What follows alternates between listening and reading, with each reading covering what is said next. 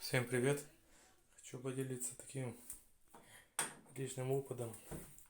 Забила стиральная машинка, не берет воду. Я чистил фильтра, вот здесь сзади, где клапан стоит, вот здесь. Проверил сами клапана рабочие. А причина оказалась вот в чем. Снял я контейнер, где загружается порошок. Это потолочная система, она разбирается. И проблема вот в чем. Тут два выхода на ополаскивание и просто на забор воды. Ну, какой-то из них, я не помню точно. И причина вот в чем. Один из них забитый. Забитый почти полностью.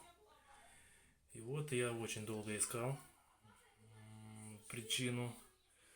Смотрел в интернете, такого я не видел. Думаю, сниму, может кому-то будет полезно. Люди многие не знают, что делать, меняют кучу всего. А вот оказалось банально забито отверстие накипи. Все, всем спасибо, удачи.